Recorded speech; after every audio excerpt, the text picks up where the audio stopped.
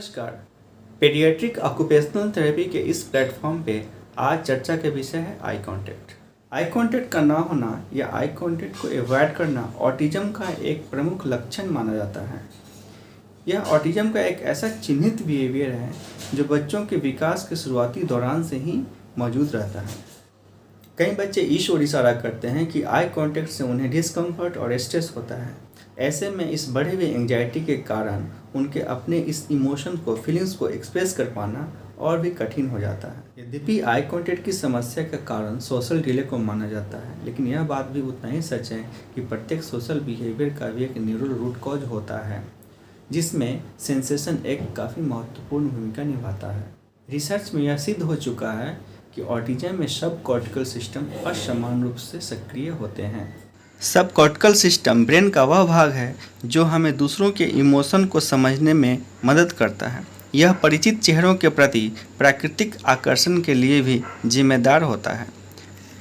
Experiment से यह भी सिद्ध हो चुका है कि जब ऑटिज्म डिसऑर्डर के बच्चे फेस पर देखते हैं तो ब्रेन एक्टिविटी सामान्य बच्चों की भांति ही होती है, लेकिन जब उनसे केवल और केवल आँख में देखने के लिए कहा जाता है तो उनके सब कॉर्टिकल ब्रेन सिस्टम असामान्य तरीक़ा से सक्रिय हो जाता है।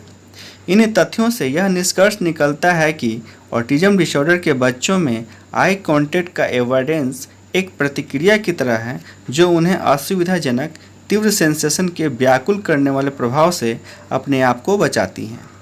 और इस तरह से यह बिहेवियर अनप्लीजिंग एक्सेसिव एराउजल घटाने का एक तरीका है जो कि ब्रेन के इस पार्ट की वजह से होता है। कई किताबें तथा आर्टिकल्स जो खुद ऑटिज्म डिसऑर्डर के व्यक्तियों द्वारा लिखा गया है, उन्होंने उस तनाव का वर्णन किया है जब उन्हें बातचीत के दौरान आई कांटेक्ट बनाने के लिए मजबूर किया गया। वे इन प्रयासों से विचलित महसूस करते थे।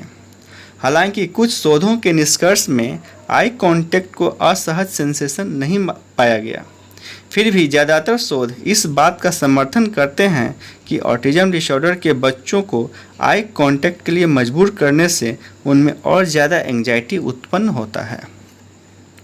अब हम देखेंगे role of vestibular stimulation on eye contact in children with autism. Research से यह भी सिद्ध हुआ है कि वेस्टिबुलर स्टिमुलेशन देने के बाद ऑटिज्म में आई कांटेक्ट की अवधि बढ़ जाती है। असल में वेस्टिबुलर सिस्टम का स्टेबल विजुअल फील्ड पर सीधा असर पड़ता है। इस स्टेबल विजुअल फील्ड के लिए दो रिफ्लेक्सेस का योगदान होता है, जिनमें पहला है वेस्टिब्यूलो ऑक्यूलर रिफ्लेक्स तथा दूसरा है ऑप्टोकाइनेटिक रिफ्लेक्स। जरा सा भी हेड मूवमेंट आई बॉल को अपोजिट डायरेक्शन में मूव कर देता है। इस रिएक्शन को वेस्टिब्यूलो ऑक्यूलर रिफ्लेक्स कहा जाता है। इसका फ़ायदा यह है कि रेटिना पर जो इमेज बनता है वह स्थिर रहता है और हम चीज़ों को क्लियर देख पाते हैं।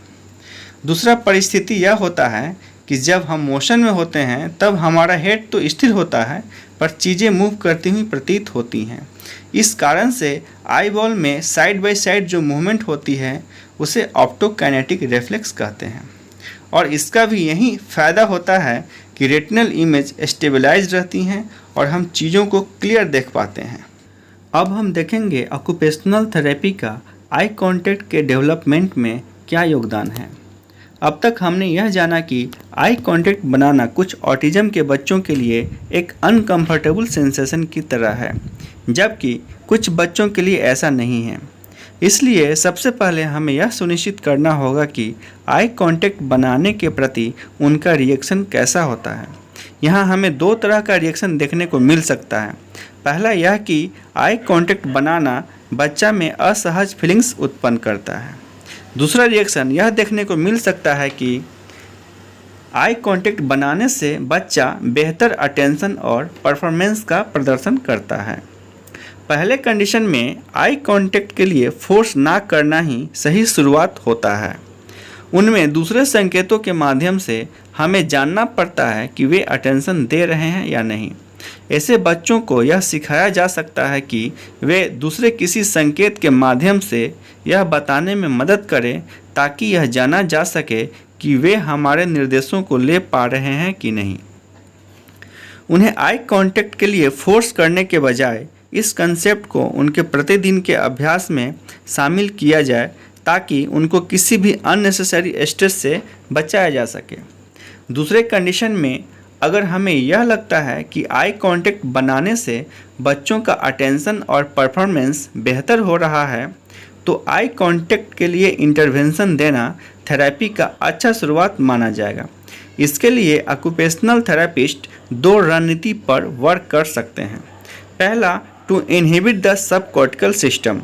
दूसरा, to strengthen the vestibulo ocular reflex and optokinetic reflex. अब हम बात करते हैं इनहिबिशन की।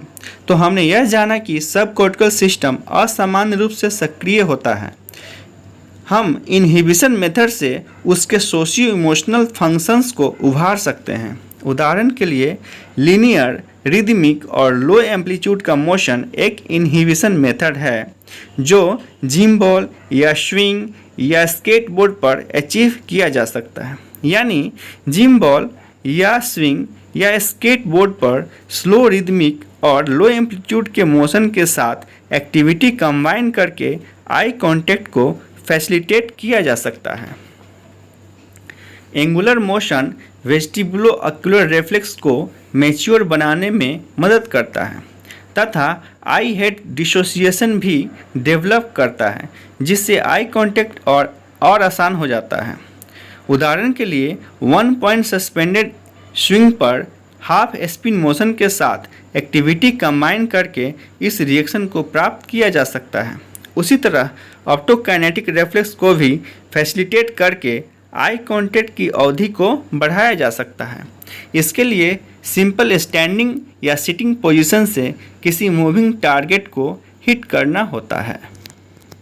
तो इन ऑक्यूपेशनल थेरेपी मेथड्स और टेक्निक्स से आई कांटेक्ट तथा उससे रिलेटेड सब्सिक्वेंट इश्यूज जैसे अटेंशन, कंसंट्रेशन और कम्युनिकेशन आदि समस्याओं का समाधान करने में काफ़ी मदद मिलता है। अगर आपको यह वीडियो पसंद आए तो कृपया चैनल को सब्सक्राइब करें और कमेंट करके हमें यह बताने में मदद करें कि अगला वीडियो आप किस टॉपिक पर देखना पसंद करेंगे। Thanks for watching.